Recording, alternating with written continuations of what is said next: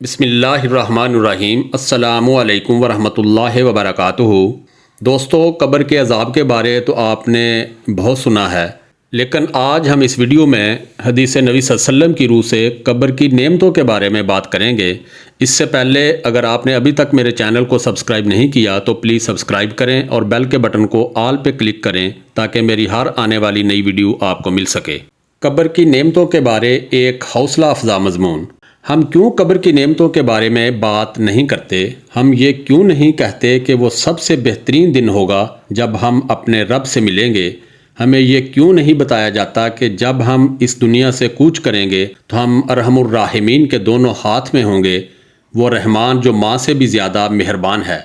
رسول اکرم صلی اللہ علیہ وآلہ وسلم نے ایک جانور کو دیکھا جو اپنا پاؤں اپنے بچے پر رکھنے سے بچا رہی تھی، تو آپ نے صحابہ سے فرمایا، بے شک ہمارا رب ہم پر اس ماں سے بھی زیادہ مہربان ہے۔ اگر ہم اعمال صالح لے کر جائیں گے تو ہمارا رب ہم پر رحم کرے گا۔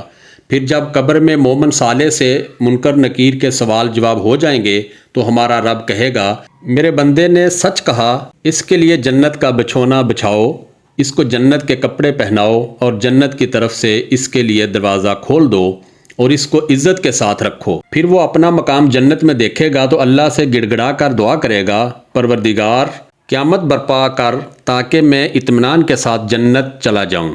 ہم یہ بات کیوں نہیں بتاتے کہ ہمارا عمل صالح ہم سے الگ نہ ہوگا اور قبر میں ہمارا غمخوار ہوگا؟ جب کوئی نیک آدمی وفات پا جاتا تو اس کے تمام رشتہ دار جو دنیا سے چلے گئے ہوں ان کی طرف دوڑیں گے اور سلام کریں گے۔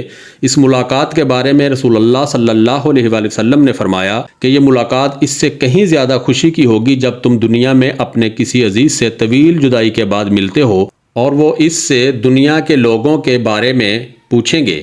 ان میں سے ایک کہے گا، اس کو آرام کرنے دو، یہ دنیا کے غموں سے آیا ہے۔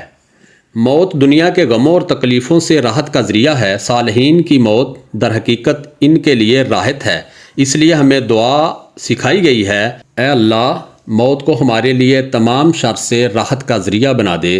ہم لوگوں کو یہ کیوں نہیں بتاتے کہ موت زندگی کا دوام ہے اور یہ حقیقی زندگی اور ہمیشہ کی نعمتوں کا دروازہ ہے؟ ہم یہ حقیقت کیوں چھپاتے ہیں کہ روح جسم میں قیدی ہے اور وہ موت کے ذریعے اس جیل سے آزاد ہو جاتی ہے اور عالم برزخ کی خوبصورت زندگی میں جہاں مکان و زمان کی کوئی قید نہیں رہنا شروع کر دیتی ہے؟ ہم کیوں موت کو رشتہ داروں سے جدائی اور غم کے طور پر پیش کرتے ہیں؟ کیوں نہ ہم یہ سوچیں کہ یہ اپنے آباء و اجداد، احباب اور نیک لوگوں سے ملاقات کا ذریعہ ہے۔ قبر سانپ کا منہ نہیں ہے کہ آدمی اس میں جائے گا اور سانپ اس کو چباتا رہے گا۔ اللہ سے نیک امید رکھو اور اپنے اوپر خوف طاری مت کرو۔ ہم مسلمان ہیں، کافر نہیں ہیں، اس لیے ہم اللہ کی رحمت سے دور نہیں پھینک دیے جائیں گے۔ اللہ نے ہمیں عذاب کی خاطر پیدا نہیں کیا، اللہ نے ہمیں بتایا ہے کہ وہ ہم سے کیا چاہتا ہے اور کیا نہیں چاہتا، اور ہم اچھی طرح جانتے ہیں کہ اللہ کی رضا کے کام کون سے ہیں اور ناراضگی کے کون سے ہیں، اور ہم دنیا میں آزاد ہیں، جو چاہے کریں۔ اے اللہ ہمارے اعمال کا خاتمہ بالخیر کر، ہماری آخری عمر کو بہترین بنا دے اور سب سے بہترین دن وہ جس دن آپ سے ملاقات ہوگی۔ آمین ثم آمین۔ خوش رہیں، خوشیاں بانٹیں۔ دوستو، اگر آپ کو یہ میری ویڈیو پسند آئی ہے تو پلیز لائک کریں اور شیئر کریں۔